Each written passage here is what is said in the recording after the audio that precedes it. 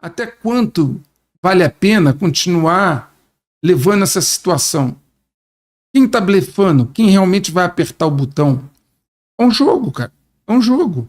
Agora, que os Estados Unidos não tem nenhuma chance de impor qualquer coisa pela força, isso você não tem a dúvida. A Rússia e a China não tem nenhuma condição. Zero.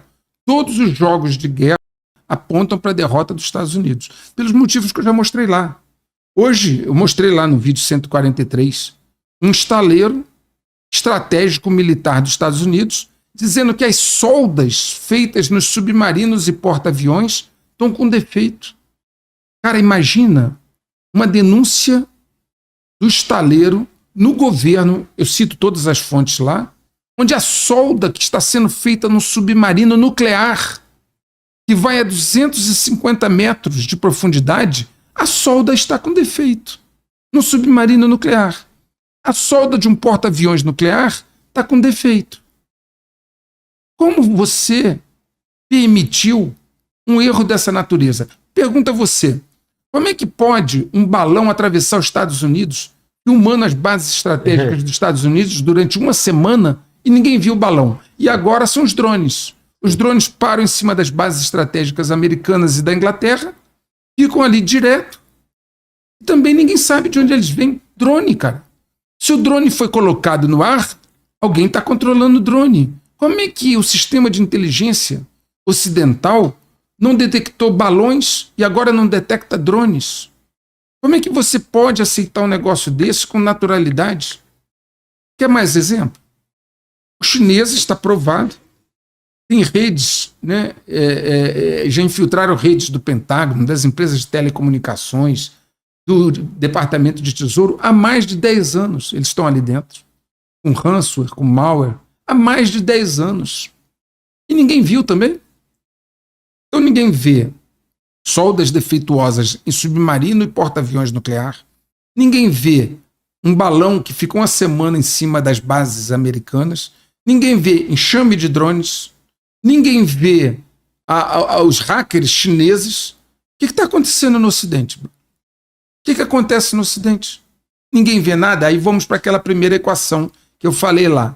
Se o sistema de inteligência ocidental é bom, você só tem uma opção para essa situação. Ele é conivente com o que aconteceu. Ou então você tem que admitir que o sistema ocidental não funciona. Não tem outra. As coisas são tão primárias e tão básicas que você não tem nenhuma outra opção. Ou o sistema de inteligência ocidental é muito bom e está sendo conivente com soldas em submarinos, em porta-aviões, com drones, com balão, com hackers chineses, ou ele é conivente, ou ele não é bom como se presumia. Não tem outra saída. O resto é narrativa e justificativa e desculpa. Desculpa é igual calça jeans, todo mundo tem. Aí volta para aquela história, a mesma situação de Israel, né? Mesma situação. Ou ele não é bom o suficiente, ou ele é conivente. Eu venho mostrando, Glauber, nesses 4 anos, qualquer um de vocês pode ir lá e ver os 144 vídeos. Com autoridades, com generais, com almirantes, todos do Ocidente. Eu nem faço citações de ninguém do Oriente, de chinês, de russo, para não ficar criando narrativa. Eu sempre cito só americanos e europeus. E todos eles, eu venho mostrando há 4, 5 anos, a sabotagem que aconteceu no Ocidente interna. Foi feita internamente, de 2 formas.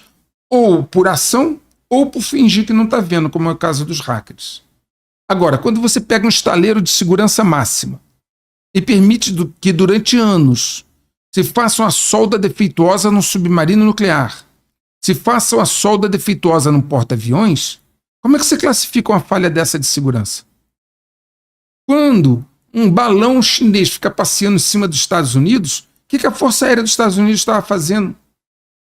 Então, assim, essa sabotagem foi interna, porque as facções europeias e de Washington e tal interessavam criar um inimigo. Eu não tenho dotação orçamentária para uma guerra se eu não tenho um inimigo, meu amigo. Você precisa criar o inimigo. Então, depois da queda da União Soviética, todo mundo começou a falar em cortar os orçamentos de defesa. Cara, se você corta os orçamentos de defesa, o que você faz com o complexo industrial militar? A BlackRock, a Vanguard, State Street, que gastaram dinheirão financiando as empresas militares. Você faz o quê? Os bancos que financiaram. Aí tem uma hora que o cara fala, peraí, nós precisamos de um inimigo, filho. Você tem que ter inimigo. Se você não tem inimigo, não tem indústria militar. Então, isso foi necessário ser criado. Vocês têm que entender a lógica do sistema. A lógica é simples. Eu preciso criar polarização, eu preciso criar radicalização, eu preciso criar um clima que justifique os meus negócios, inclusive o black budget. Então tem que ter tráfico, tem que ter prostituição, tem que ter tudo que tem para poder ter dinheiro não registrado para financiar as operações encobertas. E eu não vou financiar isso com CBDC, pô. Então, voltando a essa outra situação, o que ocorre? Pô, acaba a União Soviética. A China não tinha nenhuma condição de confrontar o Ocidente. Você está num mundo unipolar. Cara, o que eu vou fazer agora com as indústrias de defesa? Não, eu tenho que criar um inimigo. Aí você pega e começa a investir na China. Botar dinheiro na China. O Ocidente inteiro. Todos os capitalistas investiram no comunismo. Vocês que estão ligados em ismos, né? Quem está ligado em ismo foi o capitalismo que financiou o comunismo. Foi o capitalismo que levou para a China dinheiro, know-how, investidores. Eu tenho um vídeo lá atrás, uns 3 anos e meio a 4 atrás, onde eu descrevo inclusive uma reunião num navio onde o Ocidente levou os maiores economistas para ensinar os chineses como é que funciona o capitalismo, para eles criarem aquelas zonas especiais e tal. Então, quem financiou o comunismo, quem criou e fortaleceu a China, foi o capitalismo, para quem gosta de ismo. Aí você começa a levantar um inimigo, a China, porque a União Soviética tinha caído em 91. Mas a China sozinha, cara, não resolvia. Então eu preciso que a Rússia se fortaleça também. Aí aparece um Putin da KGB e papapá, e aquilo vai crescendo. Porque sem inimigo não tem dinheiro. Sem inimigo não tem guerra. Sem guerra não tem economia. As coisas não são assim. Entende? Então é um jogo. Um jogo onde tudo... Aí por que eu saboto o Ocidente? Cara, se o Ocidente, mesmo que eu crie um inimigo, o Ocidente é tão forte que ninguém vai percepcionar ali uma ameaça, para que eu vou gastar dinheiro? Isso. Eu preciso de um medo.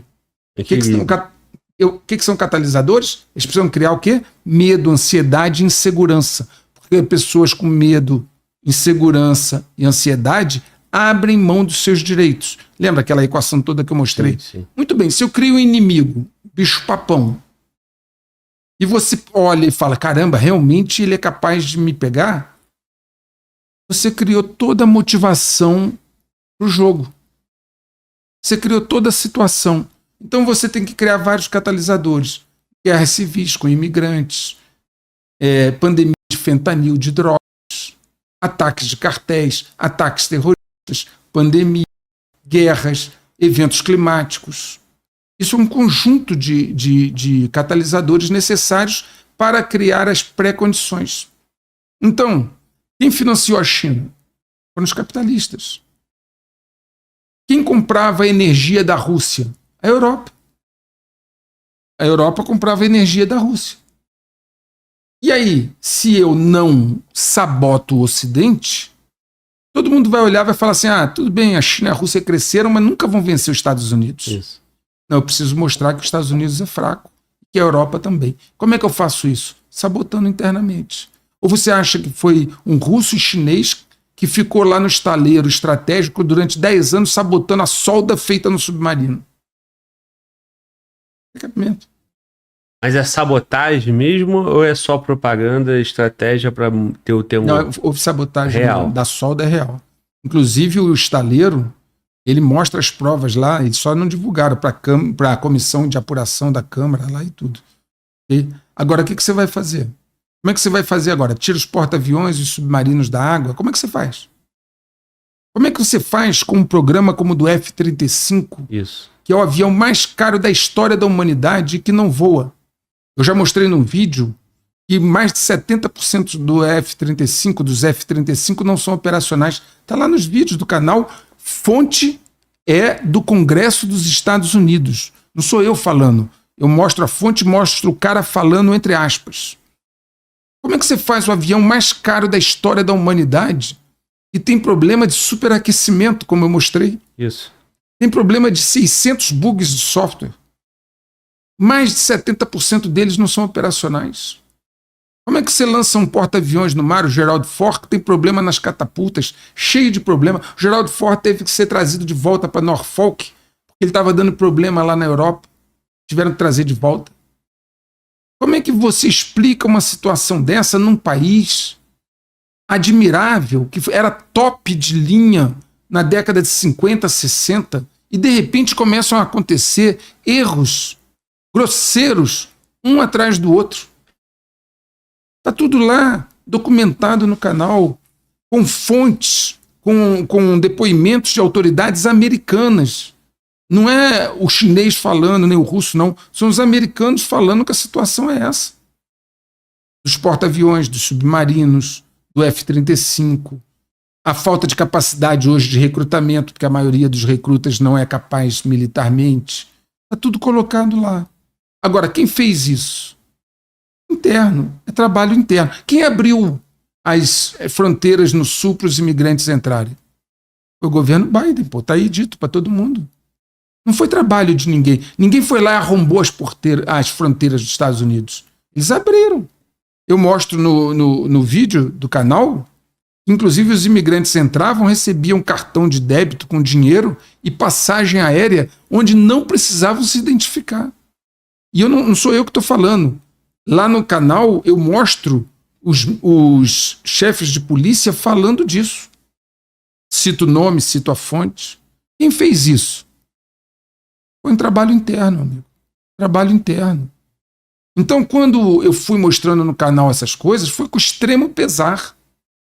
Porque eu sou ocidental. Né? Nós aqui não éramos para estar nessa situação. Quando eu falo nós aqui, não estou falando Brasil. Estou falando como ocidental, como núcleos de poder. Nós não tínhamos que estar nessa situação. Okay? Foi com extremo pesar que eu fui mostrando a descompensação da balança, o crescimento da Aliança Oriental e o nosso enfraquecimento. Mas fui mostrando e documentando para que nenhum nécio amanhã inventasse uma desculpa e dizer não, isso aí é um caso fortuito, isso acontece. Não acontece não. Foi um trabalho metódico, cuidadoso e planejado nos seus detalhes, conduzido ao longo de 4 décadas. 4 décadas de condução desse programa. Agora, professor, isso aí intencional, né? Uma sabotagem aí interna, mas não pode chegar ao ponto de ficar mais fraco do que o outro. Né? Tem que só ter ameaça. Pois é, aí que está a questão agora. Em nenhum momento a ideia foi perder a situação. Só que você não combinou com o outro lado. À medida que o outro lado foi ficando mais forte, ele começou a romper os acordos e avançar uma linha. Agora, a Aliança Ocidental, algumas facções percebem que a Aliança Oriental, principalmente a China, está botando as manguinhas de fora. Você pode ver que até alguns anos atrás, 1 ou 2 anos, o inimigo era a Rússia. Agora, todos os discursos no Congresso dos Estados Unidos são de que o inimigo é a China. Inclusive, o novo secretário de Estado dos Estados Unidos, ele é contra a China, Marco Rubio. Então, até 2 anos atrás, o problema era a Rússia. Agora, o problema número 1 é a China. Se você pegar os depoimentos lá no canal, você vai ver almirantes e generais americanos dizendo: nosso inimigo é a China. Por quê? Porque você não combinou o negócio direitinho. À medida que os caras perceberam que quando era para chegar no equilíbrio, era para parar. A pergunta é, por que parar? Não, eu gostei da brincadeira. Vou parar não. E eles continuaram crescendo. Programas classificados, fazendo armas antissatélites, fazendo mísseis hipersônicos, construindo estruturas militares ocultas, criando novas capacidades. Foi aí que o pessoal olhou, peraí, Aí não, aí vai desequilibrar, aí está desequilibrando. Agora o problema é seu, pô. Já desequilibrou, eu vou seguir meu caminho. E agora está tentando se equilibrar isso. Seu raciocínio foi correto, era para ser equilibrado. Criar uma ameaça que justifique o budget, o orçamento, mas que não representasse um risco total. Só que esqueceram de combinar com os meninos do lado de lá. É porque quando o outro lado se sente forte, aí fica quente. Lembra aí daquela ilusão do poder que nós falamos em relação a políticos? Sim. É o mesmo conceito. Agora eles têm a ilusão do poder. E aí eles ficam medindo, pô, será que a gente consegue um caminho aqui para ganhar isso? Olha só, olha o raciocínio. Pensa o seguinte, pensa se você é um chinês. Você já tem uma marinha que é maior que a marinha dos Estados Unidos. Você tem um exército com 1 milhão e tanto de homens, maior que o exército americano. Você tem uma força aérea já com jatos de 5ª geração, que não são um F-35. Você tem uma força espacial muito forte agora, inclusive eu falo disso lá no vídeo, né, com armas antissatélite, armas de energia cinética. Você começa a olhar assim o negócio e fala assim, por que eu vou parar? Ah, mas a tecnologia de semicondutores que vem de Taiwan, os Estados Unidos está restringindo. Ah, você me restringe o semicondutor, eu não te dou terras raras, eu não te dou um monte de coisa que você me compra. Aí começa. Né? Agora é o seguinte, como é que você faz ele parar? Vamos lá, Glauber. Como é que você faz a China parar agora? Não é assim. Ele tem que alimentar 1 bilhão e pouco de pessoas. Ele tem que gerar prosperidade lá. Porque se o Partido Comunista não gerar prosperidade, ele cai. E tem que controlar a narrativa. E ele tem que controlar a narrativa, ele tem que manter um inimigo externo. Sim. Entende? Então agora o problema é o seguinte, você alimentou o tigre dentro da jaula. E agora o tigre começou a olhar para você achando que a comida está pouca. Quem sabe você é uma refeição interessante.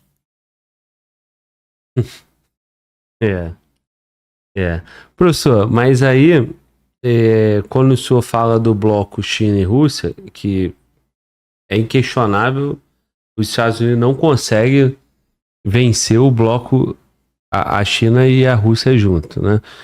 Mas aí vem o bloco, né, dos aliados. Ainda assim, porque os Estados Unidos não vai lutar essa guerra, ninguém vai lutar essa guerra sozinho, né? Então, no que está mais claro que a gente consegue ver hoje, né? China, se houver China e Rússia junto, vem Coreia do Norte, vem Irã. E vem outros países, provavelmente árabes, que querem aproveitar a situação. E a Índia é uma incógnita, assim como a Turquia. Exato. Como é que ficaria, né, cara, os Estados Unidos ali, se ele abandonar a Ucrânia, abandonar a Europa com a OTAN, num futuro, quando ele for alvo, como é que ele consegue... A Ucrânia não serve para nada nesse processo, né? A Ucrânia não tem nada. O exército da Ucrânia hoje está praticamente debelado, enfraquecido em termos convencionais. Ela não tem armas nucleares, ela não tem nada. A Ucrânia nesse jogo aí... A Ucrânia nunca foi expressiva nesse jogo. Mas não pela Ucrânia, pela França, pelo Reino Unido, que pode ficar abandonado no interesse dos Estados Unidos em deixar o bloco ali da Europa para se preocupar só com o Oriente Médio. Aí agora vai depender da conversa entre as facções europeia e de Washington. Para mim, Washington e Israel, certo? Aqui é Washington e Israel, aqui é bloco europeu. Essa negociação é que vai botar na balança o que convém. Olha, o Glauber, muitas vezes você dá um dedo para não perder a mão. E essa medição está sendo feita. Sim. Às vezes, perder um dedo é melhor do que perder a mão. Essas situações são acomodadas segundo os interesses. Deixa eu só fazer uma ponderação sobre a Ucrânia. A Ucrânia nunca foi um país unido. Durante a Segunda Guerra Mundial, o oeste da Ucrânia apoiou os alemães. E o leste apoiou os soviéticos. A Ucrânia sempre foi dividida. O leste da Ucrânia sempre foi russo. Etnia russa, falando russo, inclusive. E o oeste da Ucrânia sempre foi mais ocidentalizado, tanto que apoiou a Alemanha. Então, assim, essa divisão que existe hoje, tanto que a Rússia invadiu pelo lado dela, né? Tomou ali a região de Donetsk, Lugansk, né? Kherson, etc. Essa divisão sempre aconteceu na Ucrânia. não é nova. E a Ucrânia nunca foi importante no jogo geopolítico no sentido de poder militar. Ela nunca teve poder militar. As armas nucleares que ela tinha foi o que ela herdou da União Soviética. A Ucrânia nunca foi um poder militar. Então ela serviu ali como um trunfo de troca. Então eu pego um cara que está na sua fronteira, ok? Trago ele para o meu lado e fortaleço para amanhã eu poder ter um trunfo. E é o que tem sido feito. Se o acordo for cumprido, ela vai ser renegada a sua própria sorte. Ela vai ter que assinar um acordo de paz nos termos da Rússia. Aliás, Trump já de certa forma falou isso para o Zelensky. Se você pegar aí, ele disse, ó, tem que ser um cessar-fogo e se prepare para perder terrenos, os seus terrenos. O cessar-fogo vai ser feito nos termos da Rússia. Acabou. Ponto. Não tem nenhuma chance de ser diferente disso. Ou vai continuar a guerra.